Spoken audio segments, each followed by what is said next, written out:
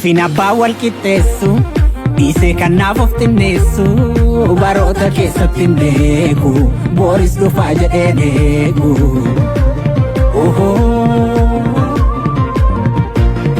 Yoon itti tole dachaani ibsuun danda'u jechaani waa'ee kee Yesuus koo. Isa kaasee isa kan jalqabuun beeku oolmaan kee narra baay'eedha. Garraamii koo waa'ee kee gabaabsee dhiisu ani isaa tola fayyeedha. Maalaan baasaa yaadee nitti dhiisa oolmaan kee na dinqisiisa. Situ na waame jireenya kan qabne keessa akkamitti waan kee xinneessa. Jireenya koo keessatti kanan bal'isee yaadu waa'ee araara keeti yoomuu lan nuffisiisu danda'ee aduunisu halkan na raffisiisu. Gadadamaa yoon tuffattee foon cubbamaa nuuffatu naaf uffattee kan namni hin taane biyya kam keessatti gadi buutee dallaa horii keessatti naa dhalatte. An qulqullummaan qabu qaanii malee an qulqullummaan qabu qaanii malee an qulqullummaa. Situ naaf oolee sadhumaa gaarummaa situ naaf oolee sadhumaa gaarummaa situ naaf oolee.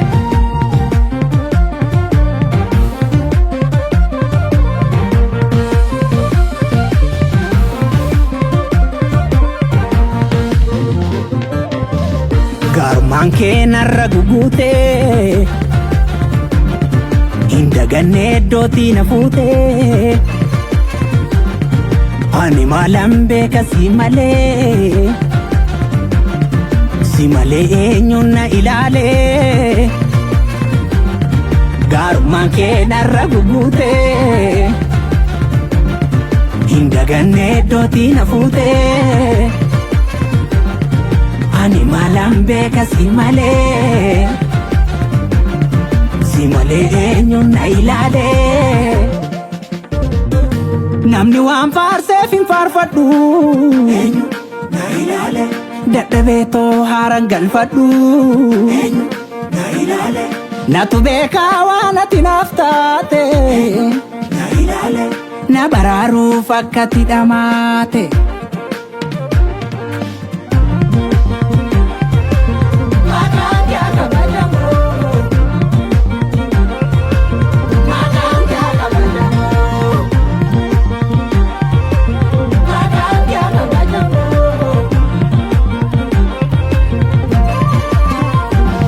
Akka salphaatti odeessu ani waa'ee dhalachuu kee goosaa miti. Duutee ka'uuf kan dhalatte ati innati watwaatte waasaa miti. Akka hattuu sitti roorrisanii reebanii dhiiga kee roobsisanii. Jirma fannoo sitti baachisanii naaf kan si qaayisi nyaachisanii. Abbaa kotaate atiini silaan argadhu gatiini. Mudaa qollaallee ati narraa kaffalteetta kan koo gatiin. Irra Utaalamu waan kee jireenya kooti maqaan kee abdii lubbuu gosi keessa siifan aarsaa koo dhiyeessa.